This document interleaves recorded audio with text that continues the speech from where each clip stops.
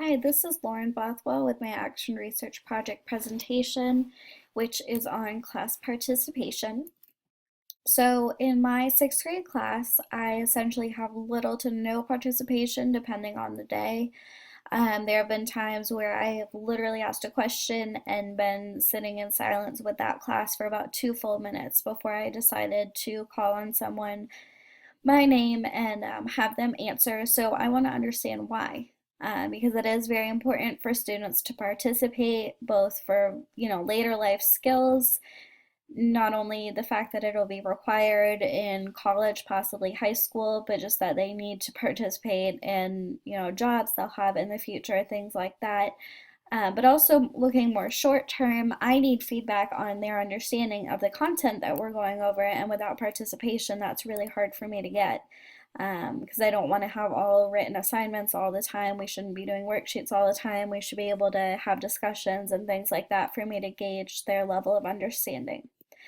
So, multiple questions that came up. First and foremost, why do students choose not to participate? And more specifically, why do students who do understand the content choose not to participate? I have some understanding and sympathy for students who just have absolutely no idea. I wouldn't want to participate either in that situation, but these students are tending to understand the content and still not participating, which doesn't really make sense to me. Kind of in line with that, why do students not ask questions when they do have them? I don't really know how else, they plan on figuring out the information without asking the teacher for extra help. But the one that I decided to focus on for this project is what methods are best for increasing student participation. And I think by figuring out a method to increase student participation, I might be able to kind of backtrack that and figure out more as to why the students were not participating in the first place. So in my literature review, these 5 were the most promising methods of increasing participation that had been researched and studied and proved to work well. The only issue I have with this is that none of them quite fit my situation, but they're definitely ideas to adapt to my situation. I only have 4 students in this class, so it's very obvious when one student isn't participating, etc. Also, this is middle school. They're in 6th grade this year, they'll be in 7th next year. Hopefully, some of them might still be in 6th. We'll see in about a month. But all of the studies that I really found were either with elementary students or college students, neither of which these students are. I assume, especially with the ones that worked in elementary, that they'll be very adaptable to middle school and have some of the same effects. The ones in college, maybe not so much, but it is definitely a possibility. We'll see. The other studies that I found that I didn't really focus on here were for more specific groups. There were some on participation in physical education classes, which wouldn't really be applicable in my situation, or with students with certain disabilities participating, such as deaf or blind students. So those wouldn't really be applicable for me either. The first one that I really liked was the use of response cards. So essentially, the students have the little personal whiteboards. They write down a 1, 2, 3 word answer and they can all hold it up. This kind of eliminates at least part of the self-esteem issue of not participating because no one but the teacher is seeing your response. But it's still allowing everyone to respond and participate as opposed to having to raise their hand and be called on and answer with a potentially wrong answer in front of the whole class. I do definitely try to stress in my class that, wrong answers are how we learn, that's how we grow. Wrong answers are fine. And none of these students are really bullies or ones that would make fun of their classmates, but I can understand how self-esteem and lack of confidence may still be an issue. The second one that I really liked as well was gamification of participation. So in this case, students were able to grow a digital tree based on their participation. So we don't have really the technology or resources to do something digital like that, but I'm definitely going to try to adapt it to a non-technological version of it. I'm going to skip down a little bit to the Foster study. This is from the same study.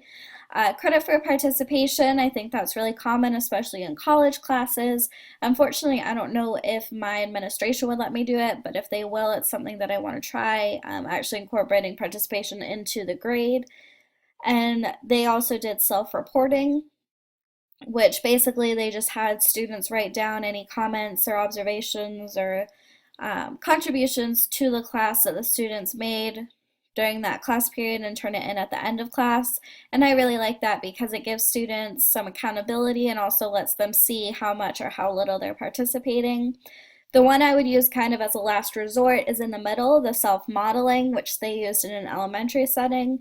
And in this, they literally recorded the students and had the students be models for themselves of times that they successfully raised their hand, were called on, and answered the question. This is just something that is not nearly as achievable in both time and technology. So that would be kind of a last resort if none of these other methods work.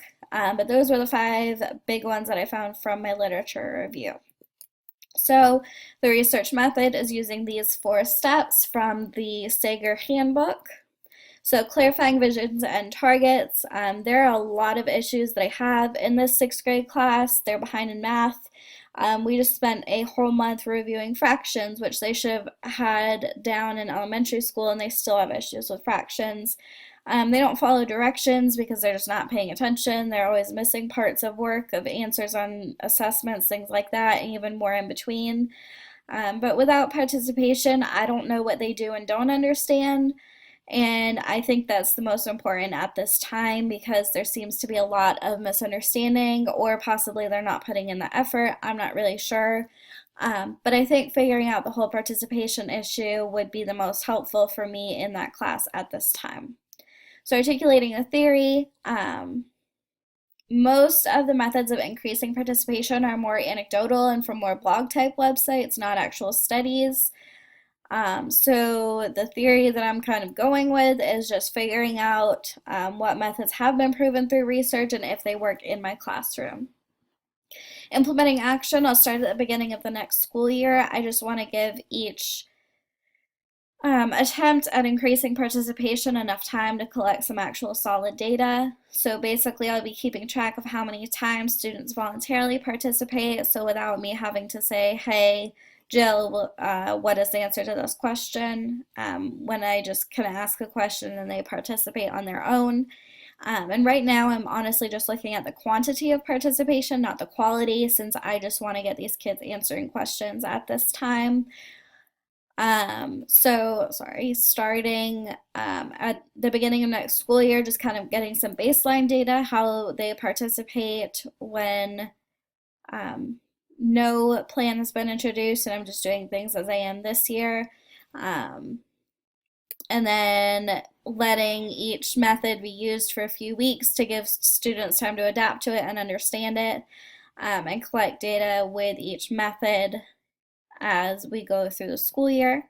So then I'll analyze the data to determine what method worked best. If I do find one that works well, I'm going to try to put together a paper, a short professional development for my colleagues. There will be 3 other students who teach this specific class. I don't really think results with this class will be generalizable. This class just has some very unique individuals in it. It's a very interesting class climate, one that I've never really seen before.